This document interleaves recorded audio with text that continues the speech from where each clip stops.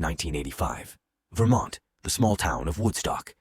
Early in the morning, a patrol officer's attention was caught by smoke rising in the distance. It was a fire near a factory. The firefighters arrived within minutes and managed to extinguish the blaze. However, as the smoke cleared, they discovered a charred human body. The first thing the firefighters noticed upon arriving at the scene was the sharp smell of gasoline. A thorough examination of the soil and the body was ordered to determine whether the victim was a man or a woman, as the fire had been devastatingly intense. Astonishingly, the forensic experts who arrived shortly after the firefighters were able to uncover crucial evidence: charred wheat grains and fragments of coarse fabric typically used for grain sacks. This was a significant clue. It appeared that the victim had been wrapped in burlap, doused with gasoline, and set on fire. In the nearby bushes, the forensic team found another piece of evidence: a woman's security uniform, stained with dark, dried blood. The examination confirmed the theory. The body belonged to a woman.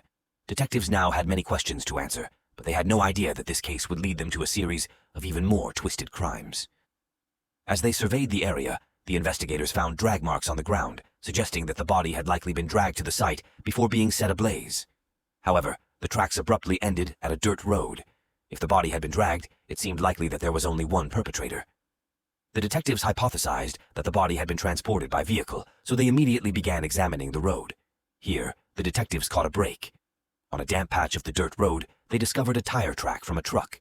This marked the beginning of a laborious process of checking all parking lots and farms in the area. However, soon after, a patrol unit conducting interviews with potential witnesses found an empty gasoline can. Not far from there, an abandoned truck was discovered. Upon inspecting the truck, the first thing they noticed was that the gas tank was empty. The detectives concluded that the killer had siphoned gasoline to set the woman's body on fire. Everyone was horrified by the events unfolding in the quiet town. But that wasn't the end.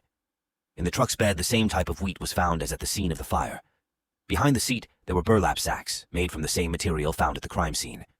The detectives quickly traced the truck's registration and identified the owner as Tom Sanders, the assistant manager of a parking lot.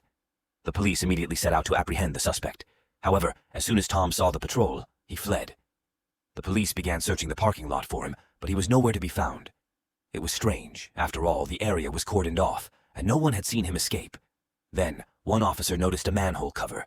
It was there that the suspect was hiding. During interrogation, Tom confessed that he hadn't run from the police because he had committed a murder, but because he had been spending the night with his mistress in the truck while his wife and kids were waiting for him at home.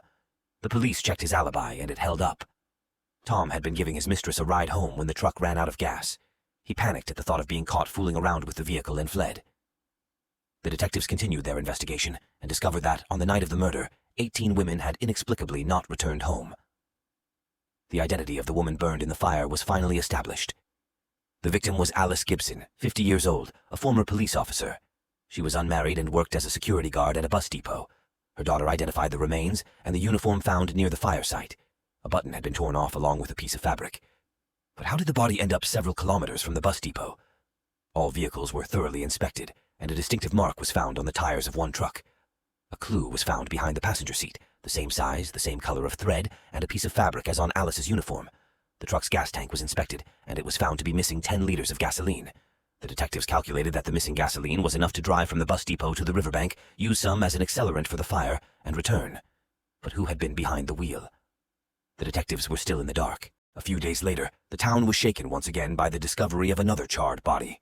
At midnight, neighbors reported hearing screams and sounds of a struggle from the home of Lucy Peters. The patrol arrived at the scene quickly, but the house was empty, the door wide open. The radio was blaring, which initially irritated the officers, leading them to suspect that the neighbors had mistaken the radio drama for real screams, making this a false alarm. However, one officer noticed a half-eaten apple on the table with traces of blood on it.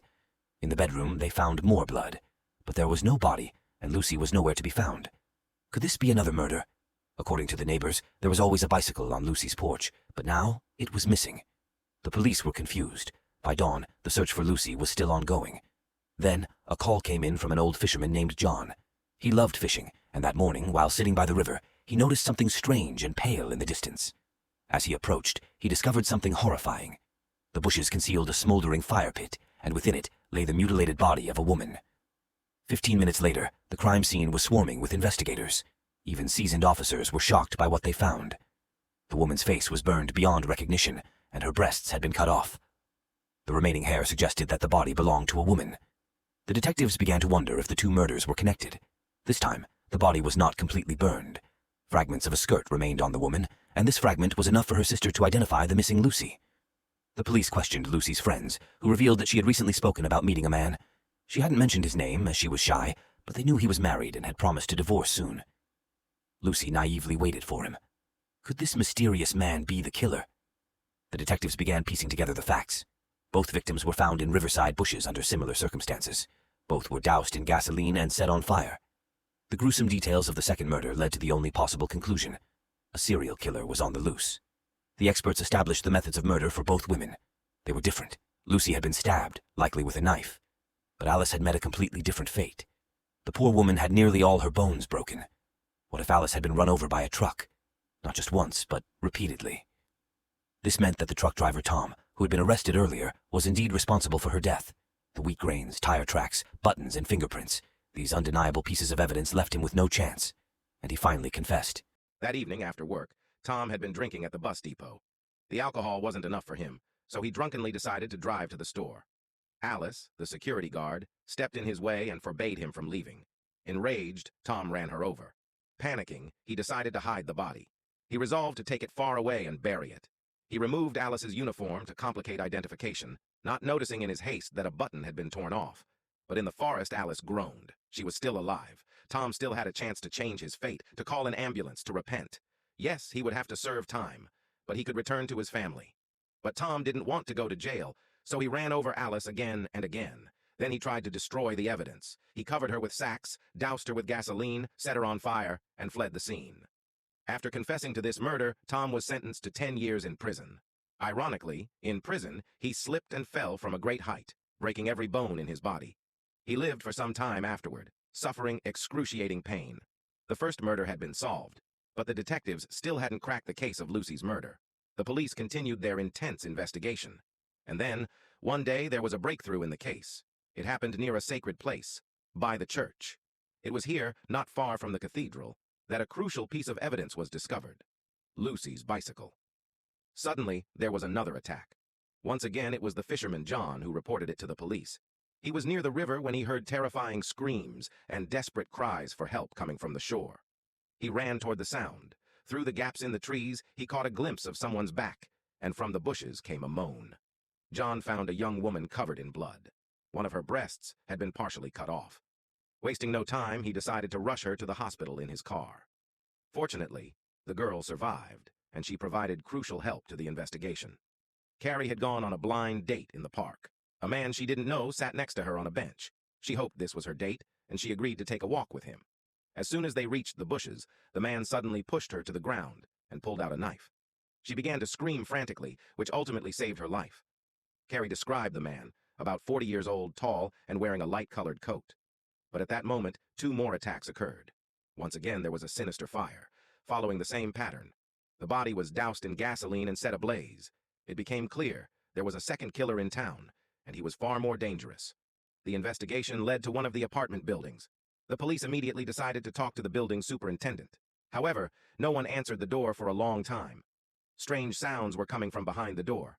Finally, the door was opened by the superintendent's wife, Peril. She claimed that her husband wasn't home, but the police didn't believe her, especially when they noticed 2 cups of tea on the kitchen table. Judging by the steam rising from them, the tea was still hot. The police decided to search the apartment since. The situation was very serious and dangerous. Peril, visibly nervous, offered tea to the officers, hoping to hide her fear. One of the officers accepted the cup and continued searching the apartment. He entered the bedroom and decided to check under the bed. There, hidden skillfully, was the superintendent, Jack Miller, holding a child with a knife pressed to the child's throat. The officer needed only a few seconds to assess the situation. He grabbed the teapot from the table and poured the scalding tea over Jack's legs. Jack writhed in pain, releasing the child. After Jack's arrest, the full story emerged. Peril had a child from a previous marriage. She was unhappy and lacked confidence. She met Jack by chance, and they started living together. Peril didn't love him, but she desperately wanted her child to have a father. However, she didn't yet know what a sadist Jack would turn out to be. Their family life was a disaster. At first, Jack simply humiliated Peril, then he began to beat her. He shamed her for having a child by another man. Meanwhile, the sadist openly started having affairs. He met the lonely woman, Lucy. One day, Peril found out about this and decided to run away from her abuser. But Jack caught her and brutally beat her. That wasn't enough for him, though. He devised a plan to take revenge on Peril for trying to escape. To do this, as a gruesome example, he murdered his mistress Lucy. He cut off her breast, placed it in a glass jar, and brought it to his wife, showing her what would happen if she tried to run away again. Poor Peril nearly fainted from fear. But one victim wasn't enough for Jack. He repeated his devilish plan. Again, he showed Peril the body parts in a glass jar, further terrifying her. This time it was Carrie who miraculously survived. A detailed search of Jack's apartment revealed jars containing human remains. He had stored them in a cabinet. After his arrest, many found it hard to believe that the superintendent could have committed such atrocities. To everyone else, he seemed like a reserved, polite, and businesslike man. Despite the horrors Jack inflicted on women, the psychiatric evaluation found him to be mentally competent, and he was sentenced to the highest punishment, life imprisonment. Peril and her child were finally free to live without fear.